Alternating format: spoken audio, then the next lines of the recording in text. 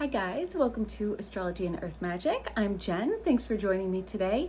Today we are talking about the lunar nodes that are going to be changing from the Pisces Virgo axis and going into the Aquarius Leo axis, and how this can actually be a stepping stone on your own personal journey to your destiny.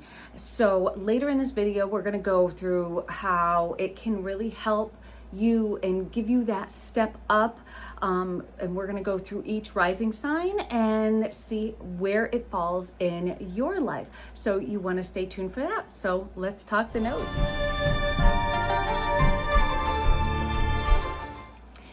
So the nodes will be changing signs on July 26th, and they'll be moving the north node into the sign of Aquarius. That means the south node, being the polar opposite, will move into the sign of Leo. So yes, they're moving from Pisces to Aquarius because they go around the zodiac in a counterclockwise way. So next they're going to go into Capricorn and so on and so forth. So it's kind of opposite of everybody else.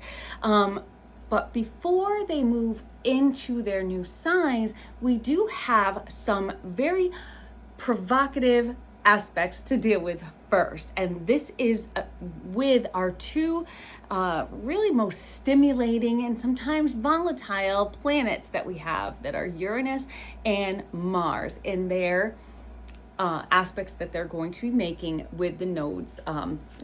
Already happened actually, but we're already seeing some developments coming out of it. So the aspects, really, these aspects demand attention, and they're urging us to make important changes, to take action, and this is how we move towards our destiny. And now I've talked about this in a couple other videos. So a lot of these changes, these planetary changes that are going on right now, are urging us to make important decisions. And this is going to carve out our life. And really, are we going to take that chance to try to reach what is kind of destined for us in this life? That promise that our natal chart shows us is where we can go in this life, or are we going to be afraid to take those chances? So this kind of is almost like a push. These, like I said, these aspects, they demand our attention. It's like, you need to deal with this and you need to make a choice. And this is, kind of going to be beyond our control, but the choice is within our control. And that choice is really going to be how the next, I would say, pretty much 18 years is going to work out in our lives, because this is an 18-year cycle of the nodes moving through the zodiac. So, and going back 18 years, so, kind of what's developed, we can look at, the way things have kind of shaped throughout this time. So back on June 12th, we had Uranus, and Uranus was in a square with the nodes. So when a planet is squared to the nodes, it is known as being at the bendings. And this is followed, so this was back on the 12th, followed by Mars, also square to the nodes, so also at the bendings. And that was just this past Tuesday, the 30th. So kind of, think about, okay, back this month, have there been any big decisions that you've had to make? Have you, in these last couple weeks, is that the 12th was 2 weeks ago on a Friday. So what big decisions, what big things have happened that kind of forced you to have to face something, and I'll give some examples in a little bit of how this affected me in a way I didn't even realize until I started actually researching this video and looking back, and I was like, oh wow, but we'll get to that. So first, let's look at what the what the nodes moving into Aquarius can look like for us. So the last few transits of the nodes in this axis were December 2007 to August 2009. Look back at your life. Now, what I have actually noticed about these dates, and before that, it was May 1989 to November 1990, and prior to that, November 1970 to April 1972.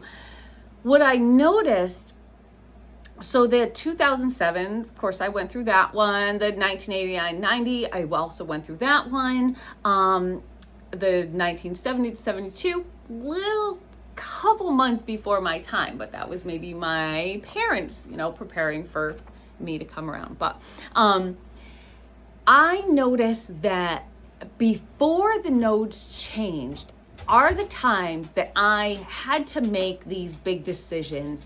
So it was almost like the build up to the nodal changes, the changing signs that kind of were like okay, I have to make this decision before the nodes change almost.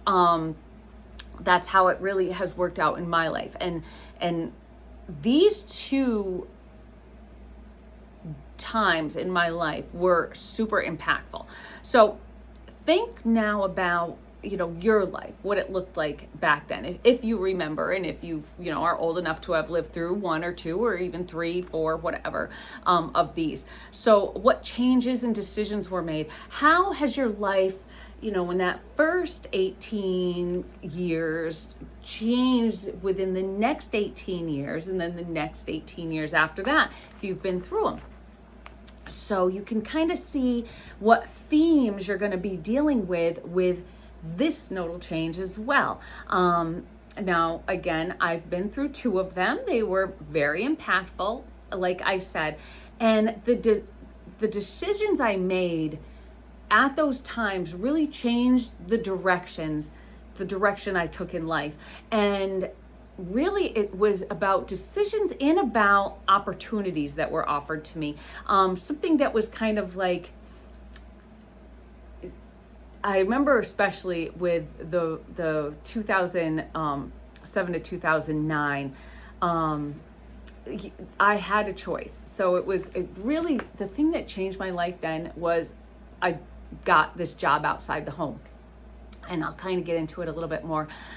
But so this happened right before the nodes changed, but the decision that I had made, because I already knew I was going to be working outside the home. So I had worked, within the home for many, many years while my kids were growing up. And so I had to make a decision. And actually I had, I think, 3 job offers. And I said, you know what, I'm going to wait for this one because there was one that I really kind of wanted and I didn't really know why. But I did. And I ended up getting that offer. It was the last offer that came in, and I took that, and really that just changed my life, changed me as a person. And so these decisions, whether you even realize what's happening to you or not, when you look back, you'll be like, oh, okay. When an opportunity presents itself, then you will know how to, kind of deal with it and what decisions you're going to make from it. Sorry, I keep messing with my hair. It's so natty. It's like so humid here and it's all sticky and I'm just so sticky, and that's why we're inside today, because you would have seen me slowly getting ready to pass out if we were outside. I think it's like 90s and it's only about 10 a.m. So anyway, the nodes are also known as Rahu and Ketu, which are the head and tail of the dragon. The head of the dragon is the north node, and that is going towards something, and it wants to kind of devour stuff and take things in and have it. And it's moving towards that destiny. The south node is the tail of the dragon, and that's moving away. It's kind of where the skin is shed out, kind of where it's pooping out. So that's kind of like the release and the letting go. So kind of leaving that behind. The nodes are representations of your goal, purpose in life. That's that north node. Your aspirations, your desire, your destiny, kind of your natal promise, where you are going in this life. Where's your aim? Moving away from that south node area, which is our past life trauma, karma, maybe releasing and letting go of like that residual negative, like retributional energy that kind of just keeps holding us back, I guess. And it's almost like our comfort zone because we're afraid to push away from it. It's also kind of that weak leg, I guess you could say. So if you think of it in a past life kind of way, this was something maybe that was really difficult, that is still being difficult in this life. So if you have that nagging thing that is, you don't even know why this bothers you, you don't know why you think this way, that could be it. So definitely you want to get your charts up and you want to see where the nodes fall in your chart. So these transiting nodes, this isn't what's, this is just that stepping stone to get to where your nodes are telling you that you need to go, that you need to aim, or the things that you need to release. But this is going to just help us do that. It's going to help us release a little bit more, to gain a little bit more, to take a chance a little bit more. So when, and this is what is needed for us to really grow. So this is, like I said, you're not going to just get everything you want first thing out of life. You have to take these steps to go towards your destiny. And these little nodal transits are going to help you along the way. And it really assists you on your personal journey. So you want to look for these open doors. These are those open doors like I talked about, like with that job offer that I had that really kind of changed my life, made me more independent. So you want to look for these things that just could come out of nowhere, and it might not be a job. It really just depends on where this is in your life. And we're going to get into how this might fall no matter what sign you are. We're going to go through each sign. So you want to find out, okay, this needs to be kept in the past. I'm kind of done with this. And back then I was doing daycare, working from home, and I also was writing. I was doing a lot of writing. I had written a couple books and had them published, and it just wasn't really going anywhere for me. So I knew, okay, this is something I'm going to kind of leave behind. And the daycare thing, I was just it was getting too much. My kids were, grown. And I said, I just need to make a change. So those things, to reach your full potential, you have to be able to make those changes and to know when it's time. And I knew then that it was time. So as a collective, when you have a transit, it's more of a collective. So we need to, as a collective, move away from that Leo signature. This is what it's telling us.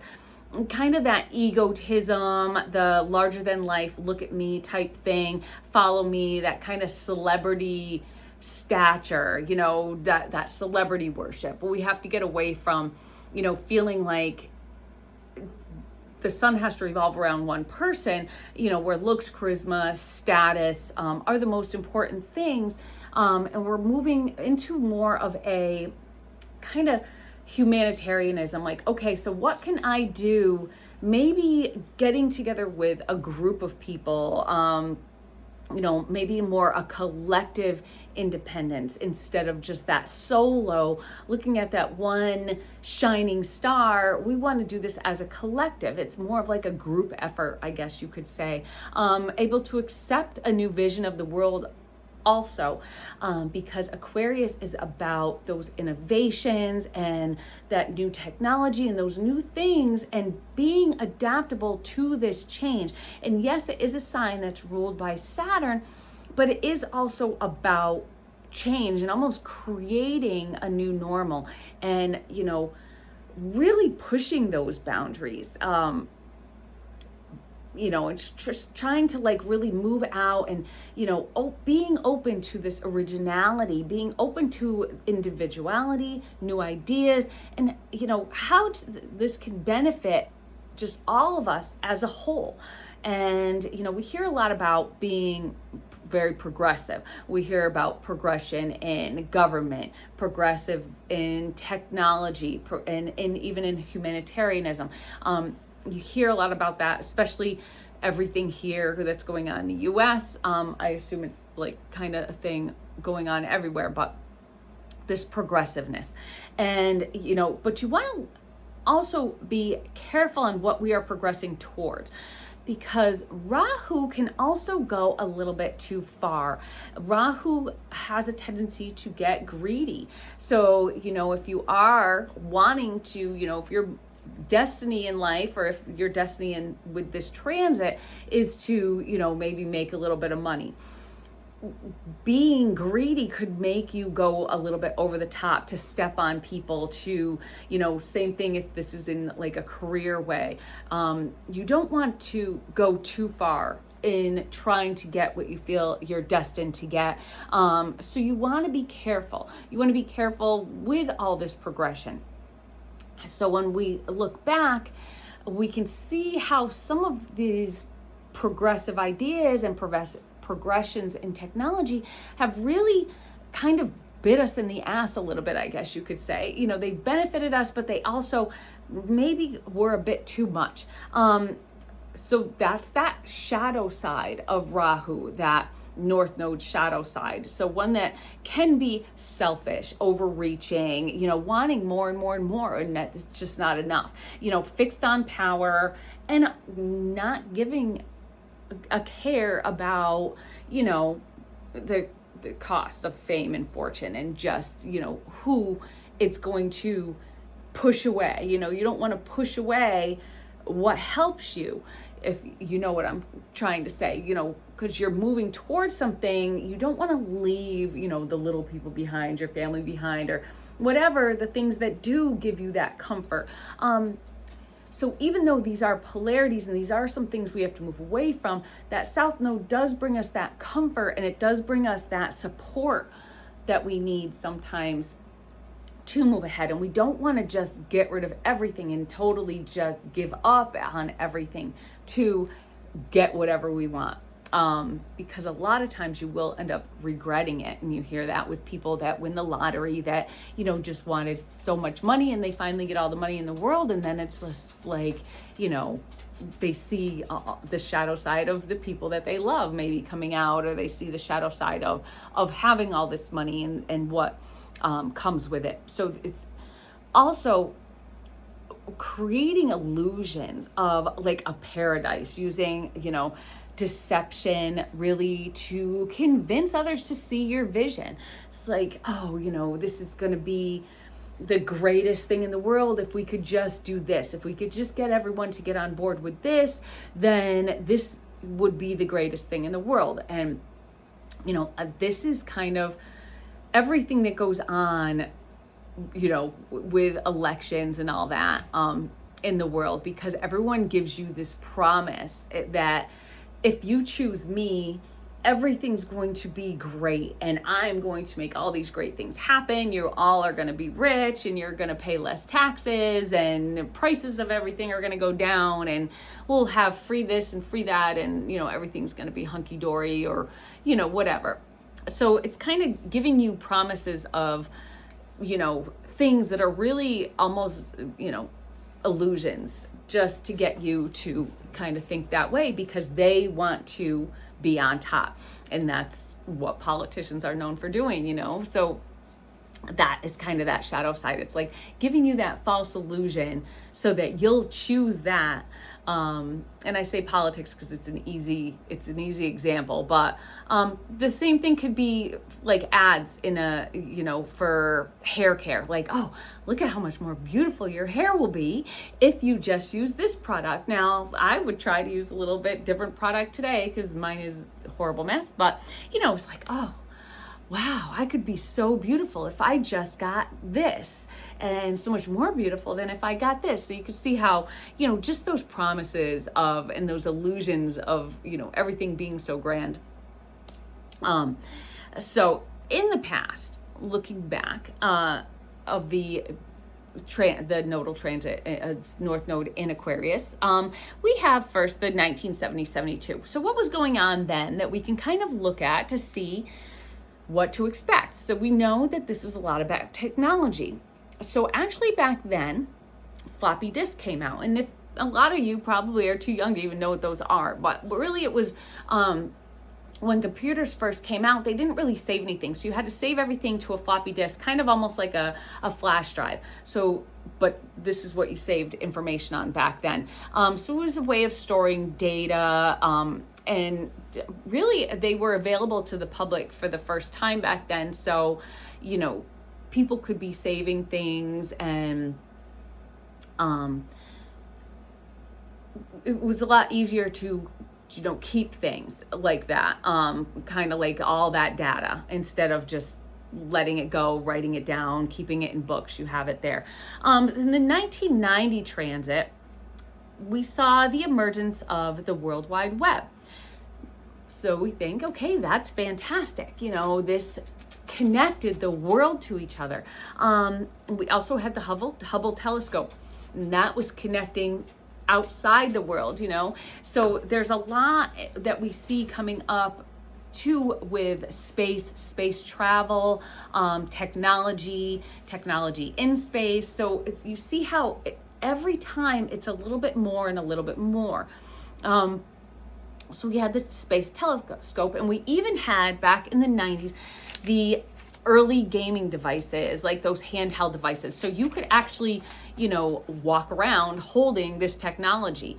And we also had genealogy breakthroughs going back then. So you could see as things, we start having these games, we can, have this with us, and we're now being connected, we're storing data, things are becoming a little bit more portable.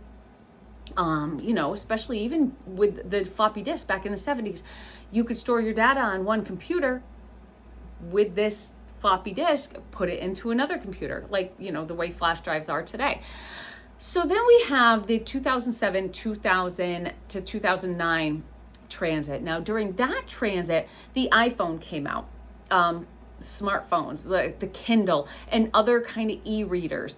Social media was really surging at this time. It was, Facebook. I think by then MySpace was one of the first ones that was out, if any of you remember that. That one was kind of going by the wayside, but all these other ones were starting to pop up, especially Facebook. Facebook was huge back then.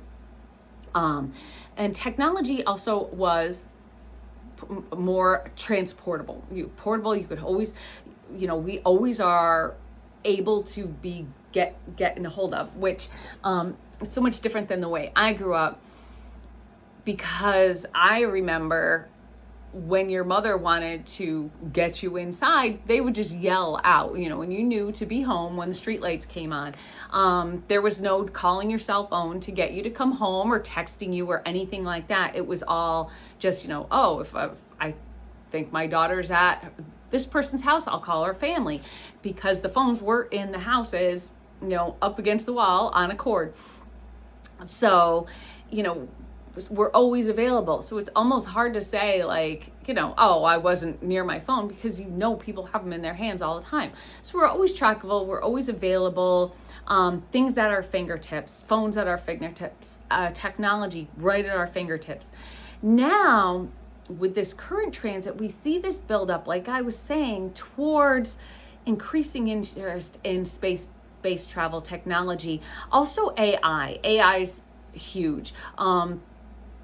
So you can, at the drop of a hat, like, I'm wondering about this, and I look it up, and boom, there it is. It comes right up on your phone, or you can ask Alexa and say, Alexa, what's this question that I need an answer to, just real quick. And they come up with it. So this stuff, it can be very beneficial. And then we also have robots, and I just saw a thing last night on TV about these robots folding clothes and doing these things in your home. It's like, that would be fantastic to really help me out. And these are all great things. These are all great innovations that right now in life we feel like we can't do without, but when I was growing up, this was like, like watching the Jetsons. There was a show called The Jetsons. It was a cartoon, and they had a robot that went around their house and made them lunch and cleaned their house and did all that. It was like their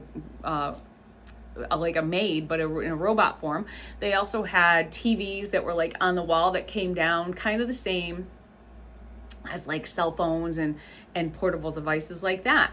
So, and the things that we saw could have gotten scary, like 2001: A Space Odyssey. We had that, where the robots take over. Same thing with Terminator. And then even in Demolition Man, when people had sex through, virtual reality. So they show that virtual reality, and then so everything is kind of like almost happening, and it is scary. So we think, you know, it's scary, this AI, and that it can take over, and that it can take over jobs. So, you know, imagine going back and not having these things. So these things are very convenient and they're very helpful. You know, going back to phones that are in the house, that are on the wall. You know, I call my kids, text my kids when I want to check on them. I look and I can see where their GPS is if we're meeting somewhere. It's like, oh, okay, she's going to be a little bit late. She's, you know, here right now.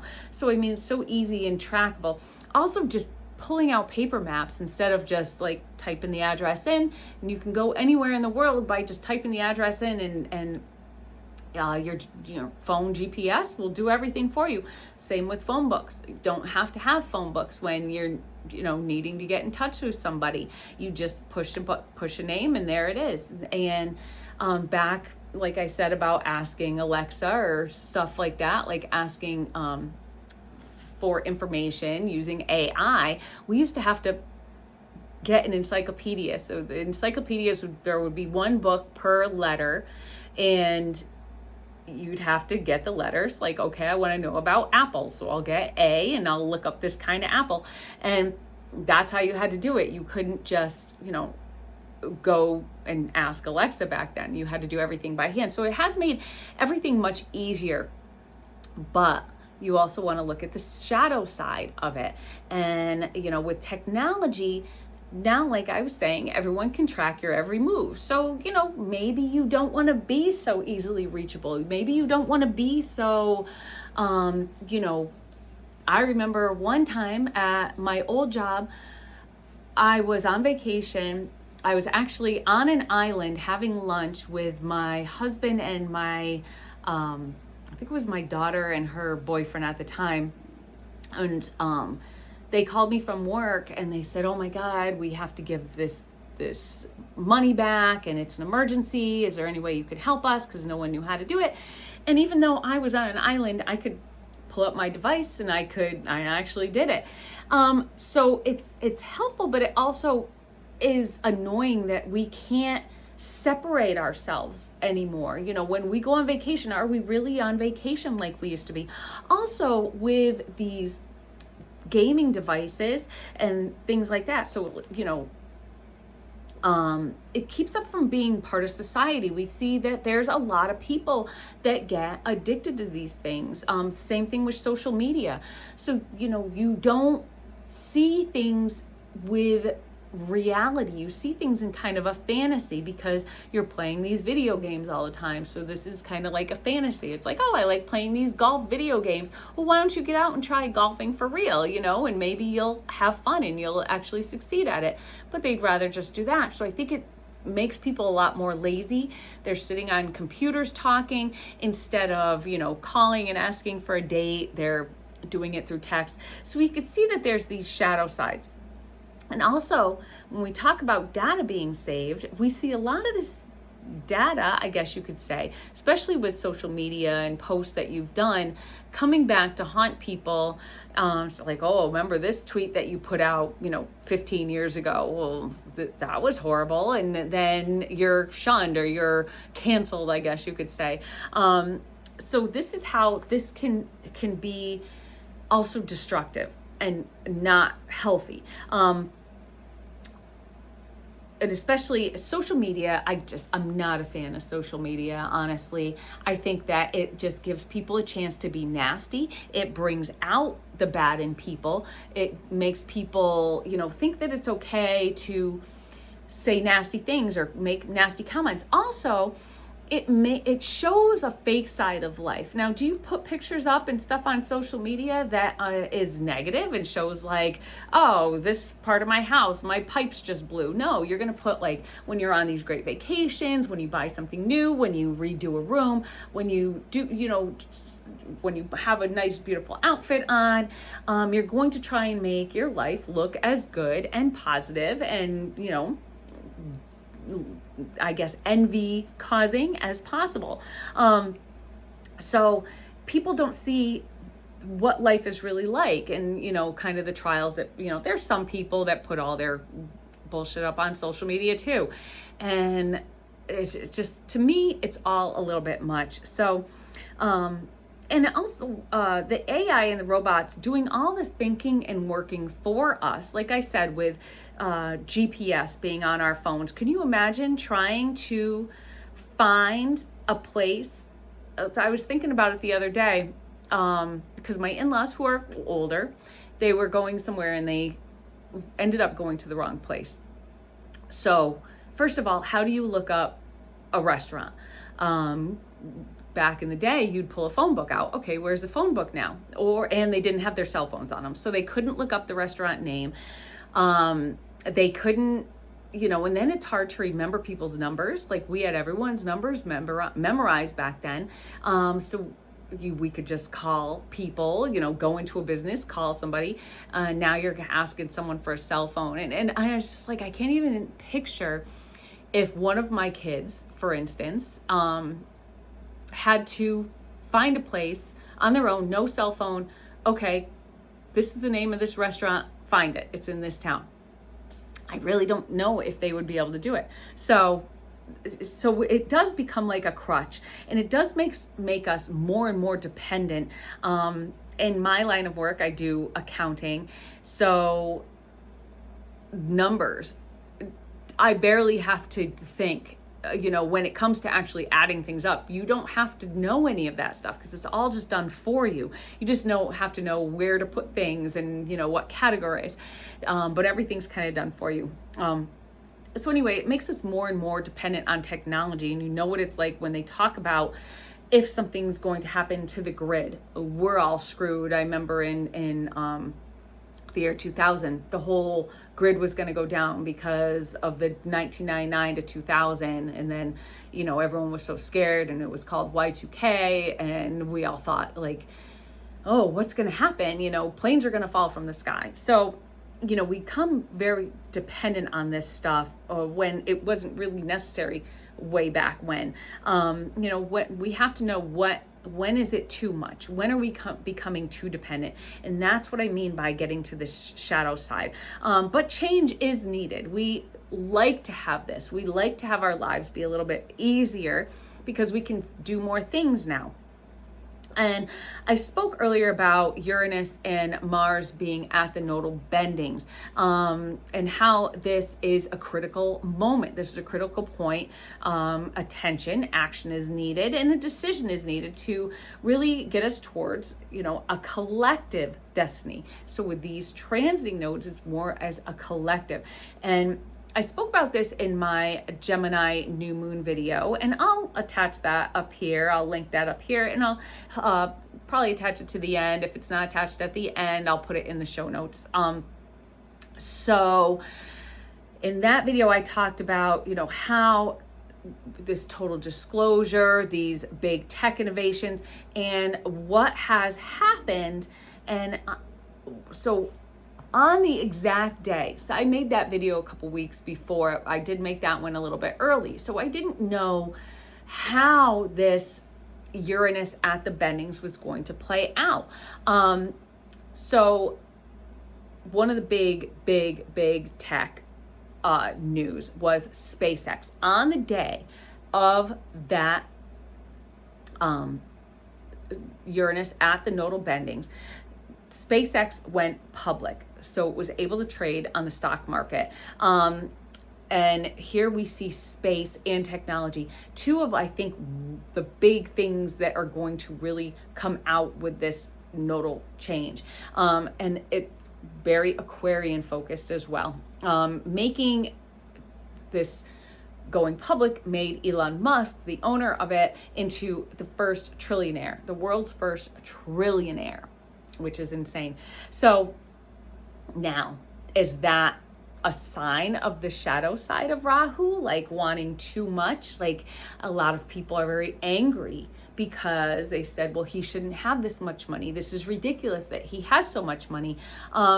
So is that shadow side? Is that, you know, that he's being too greedy, or is that others being too envious, really, I guess you could say? Now, think about what you were doing. So that was on a Friday. I remember that day that it went public, and that's when I was researching that video, or this video, and I was like, oh, the 12th, you know, and then I was like, well, wait a minute, why does that date seem familiar? And I looked it up and I saw it was that, and I was like, oh, isn't that something?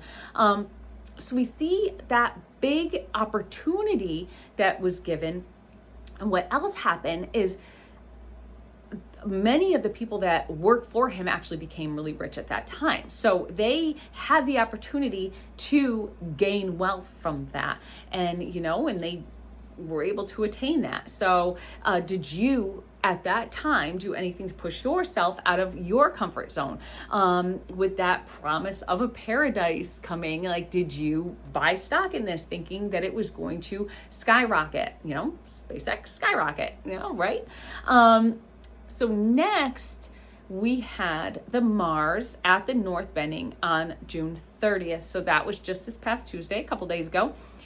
So what action did you take? Did you, what demanded a decision? Or, you know, demanded your attention? Or what kind of spur of the moment happened? So, you know, trying to think about in my head now, I did have something happen on the 12th. But then, you know, this one I'm not sure about. There was one thing that kind of stands out. I'm a little nervous about that to see how it pans out. So hopefully everything's going to be okay. But it was a decision that somebody else made that I'm actually concerned about. That is especially because of where this falls in my chart and how it could affect them in a negative way, but affect me in a positive way. So I'm not going to really get into that too much, but just kind of putting it out there. So Mars at the bendings asks, really, do we continue down this same path? So, you know, we're going around and around in life sometimes. And, you know, if you're stuck in a dead-end job, if you're stuck in a dead-end relationship, if you're doing the same things every day, you could feel like you're on like one of those roundabout roads, just going around and around, and you're never really getting off at an exit. Well, Mars at the bendings is saying, take that exit, go that way. What one are you going to take? How about this one? What one looks good? Use that intuition, go that way. And those conscious, spontaneous decisions that Mars encourages us to make, and take that chance. Okay, you know what? I've always wondered what was down that street. I'm on this rotary going around. I'm taking it and I'm going to give it a shot. So this is what that Mars did. So what is kind of that mundane going around that's just, you know, just blah in your life that you kind of made maybe that off ramp, kind of took that off ramp a little bit. Around the world, we're seeing shifts in control and leadership. So to put it in kind of a mundane way, looking at the wars that are going on and power shifting that's going on, Ukraine really gained leverage during this time over Russia with strikes on Russian oil refineries. And that was in Moscow, the head city. So they were attacking that leader, that big, powerful nation that pretty much thought that they were going to annihilate Ukraine like once it started. But interestingly, as Mars moves currently into a sextile with Neptune, which rules oil. So, you know, the strikes are against these oil refineries. And, you know, then we also see what's going on with the U.S. gaining leverage through peace talks, opening the Strait of Hormuz, and we've seen gas prices just come tumbling down. But we still see unrest in that region. Things are still volatile, you know, and I don't see it ending anytime soon. They're pretty much saying it's over, but I don't see it being over because things are still at that unrest. Things are still, because we have Mars in a building conjunction that is going to be exact with Uranus on Saturday, which is the 4th of July, just really 2 days from now. I'm really nervous about that with everything that's going on. I talked about that in prior videos where, you know, I just want everyone to be safe. So Mars is in also a building trine with Pluto. So that's about strategy and courage and really just being able to take control and to fight the establishment, I guess you could say. So that's kind of what I think that the Ukraine thing was really big because Pluto is about really those confrontations with authority, and Russia just really thinks that they're in authority, that they're in control. Well, they kind of got, you know, slapped around a little bit. So along with this, so that's that strategy, and there's that no backing down. And we have seen all this time just them just keep fighting back no matter how hard it is. And that's kind of just how we have to be as a people. Keep fighting. Don't back down. Don't be fine to just keep going along that rotary. You want to try something new and take that exit off. Along with this, we have Jupiter in the first degrees of Leo, which it changed on Tuesday also. So who really is going to come out as the victor, the leader, the hero? And that, again, is going outside your comfort zone. If something was to come up and happen because of this Uranus Mars conjunction that's coming up, if there was like a grid shutdown, we also have Mercury going retrograde, don't forget, helping people. Are you going to come out as the leader, the hero that helps people, that goes above and beyond?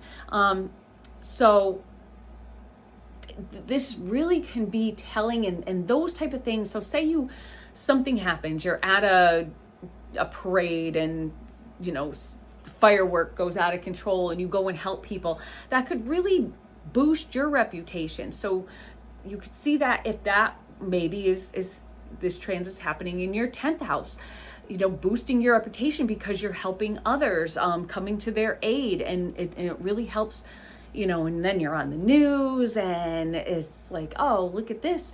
So, you know, the things that you could do, those choices that you make, those spontaneous choices that you make within this time could really be a stepping stone to your destiny. So let's look at what this can mean for your sun or rising sign. You can look at both. I really, you know, mainly rising signs, but if you don't know yours, you can use your sun sign here. So, and how that critical, you know, decision, action, things to look for can get you one step closer to your destiny. So I'm going to be starting with Capricorn. The reason I'm doing that, and that's Capricorn rising. So this put this in your second house. So the reason I'm because I'm going to give an example from my own life of what has been going on with me so far. So I have my North Node in Capricorn also. My South is in Cancer. So kind of like becoming more independent. So every single one of these past transits, I have, like I told you, had those open doors right beforehand, and then it really changed and made me a more independent person. I was forced to be independent.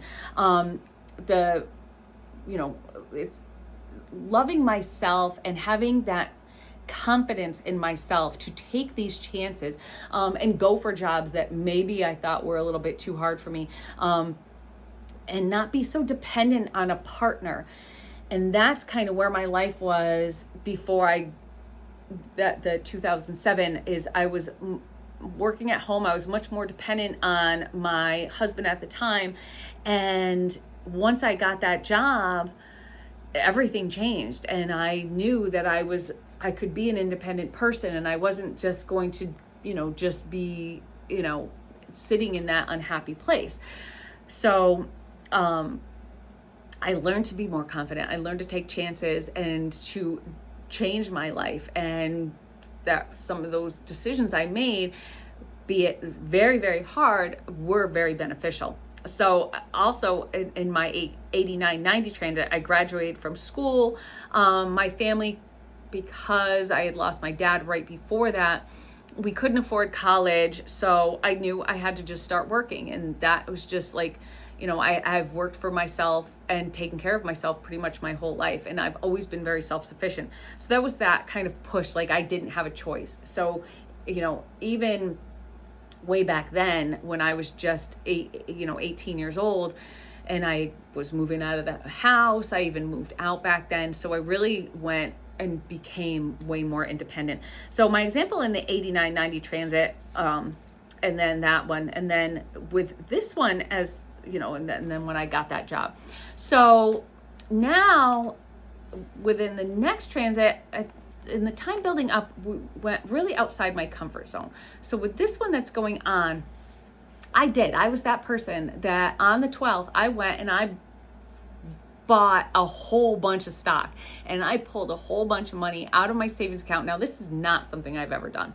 I do not trust the stock market. I have told everyone that, and I just went for it. So, it's sometimes really making those decisions. And now I haven't really seen any changes yet, but, we're going to see how this works out in the next 18 years.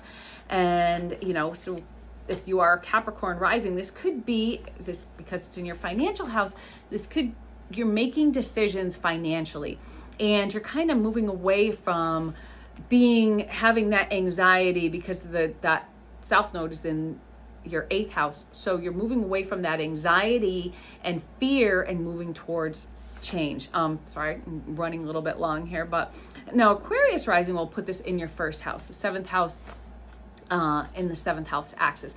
So this is pushing you to not be so codependent, and to push you to be more independent, to stop relying on others and be a little bit more, I need to do this for me.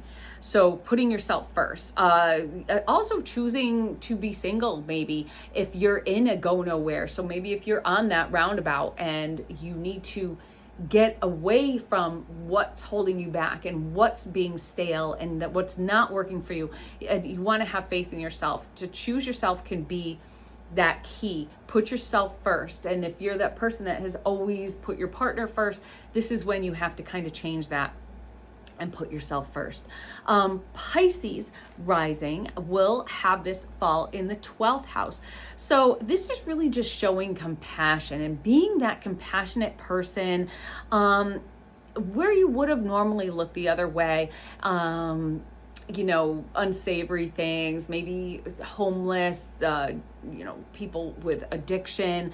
You want to look for positives in that and see what positivity you can bring to this.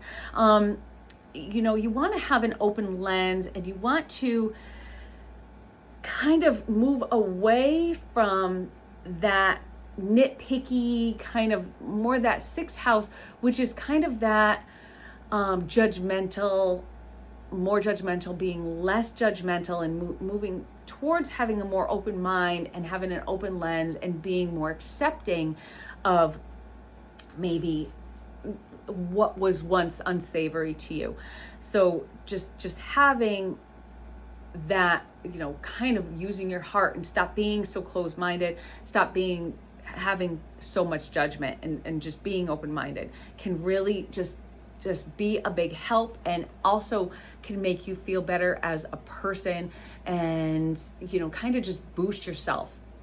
So then we have Aries will have this transit in the 11th house, and this is just start something that can be helpful to everybody, helpful to mankind or animal kind.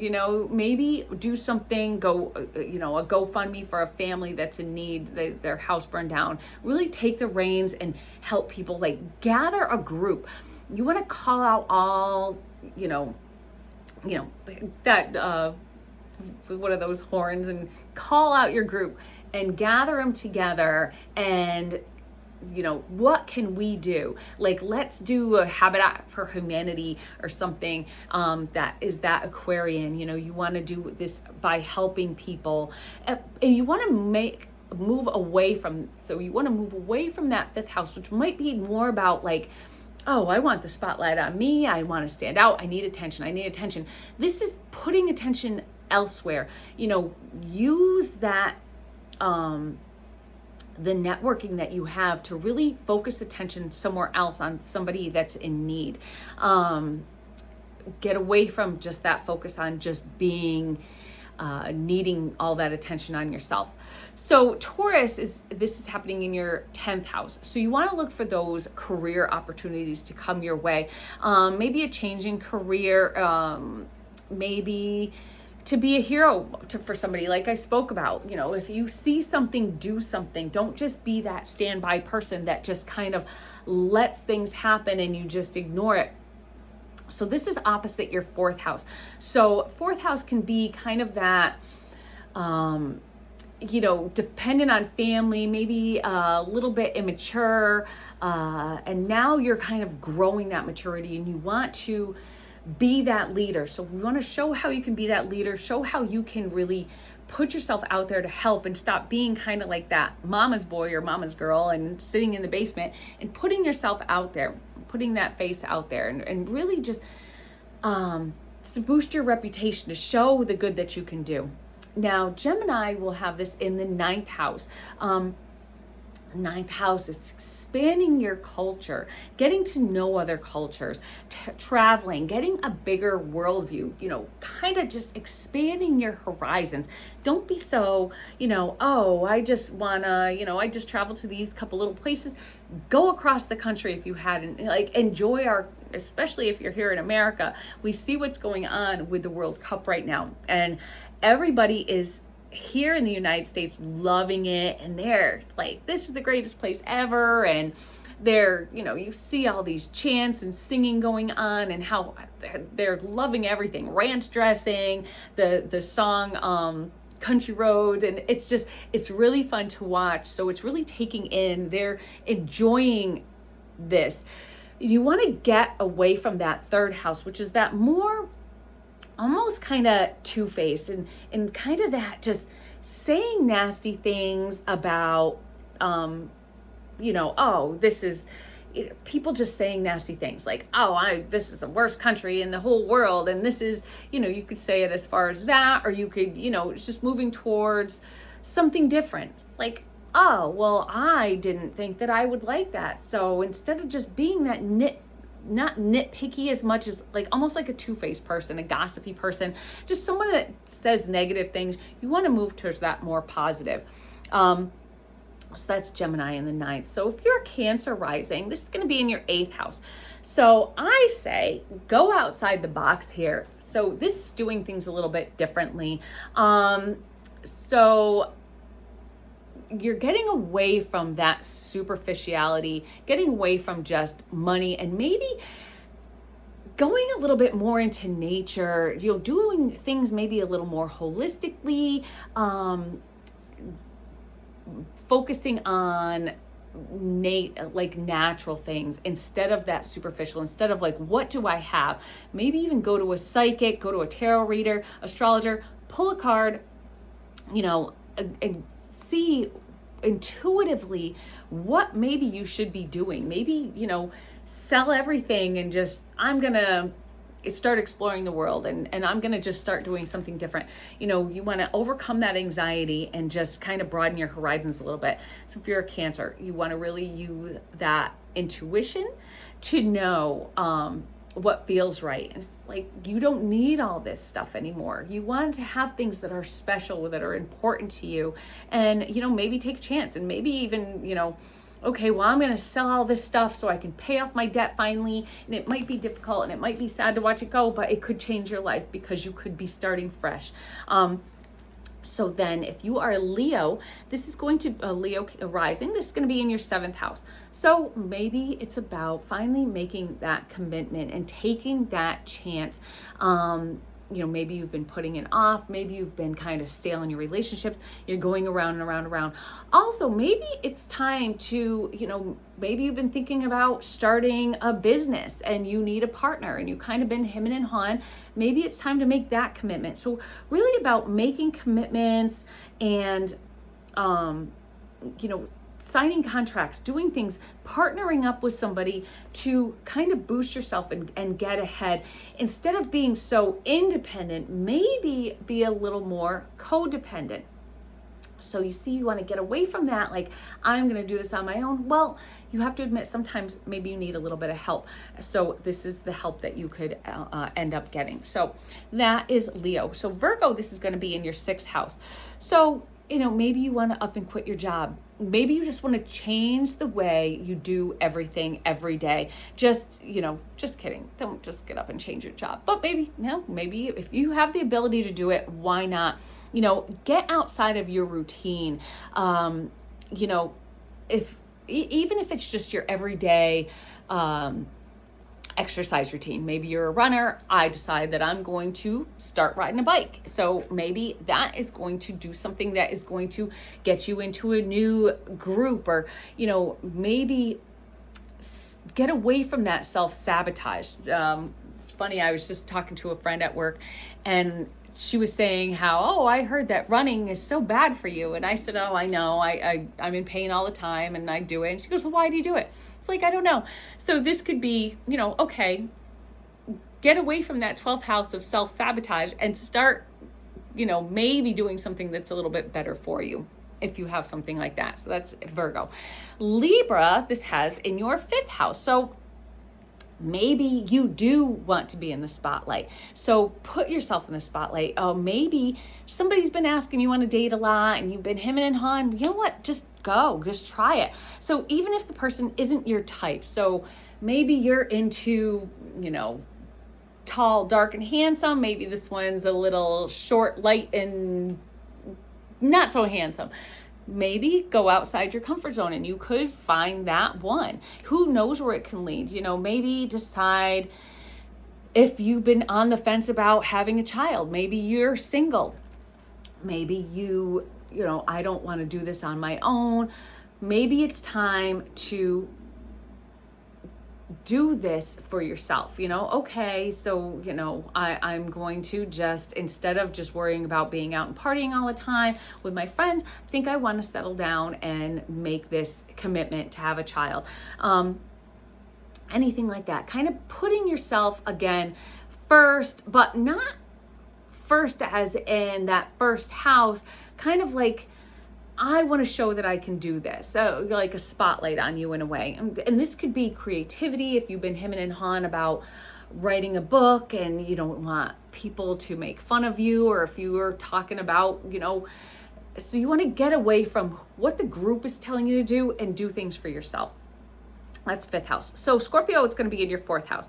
So maybe this is just changing. Stop being in the basement of your parents' house. Get your own apartment. Move out. Maybe you're in an apartment and you want to buy a house. Maybe make that change. Make those, if you have the opportunity, if the opportunity comes out, take it, grab it. This could really boost you, put you into a better area. Who knows what, a better area where you can meet people and they could help you out. This is also maybe kind of focusing a little bit more on family and stop just focusing on work. So maybe you've been very career oriented and kind of have put your family on the back burner. It's got to change a little bit.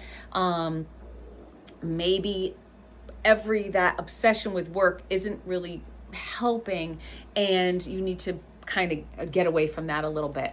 So that is if you're a Scorpio. So Sagittarius is going to be in your 3rd house. So you want to really get out in your community and do something in your community, do something to help the community. Maybe even, if you have an older neighbor, go mow their lawn and just do some humanitarianism. If you know about some stray cats, try and, catch them. If there's a mom and babies, maybe get the mom spayed, get them some help that they need, maybe get them adopted, or just give them a little bit of help. Just do things to kind of clean up your community. Get out there and clean. Stop being, you're getting away from that 9th house, which could have you being that almost holier than thou, know everything type person, and being like, they think that they're better.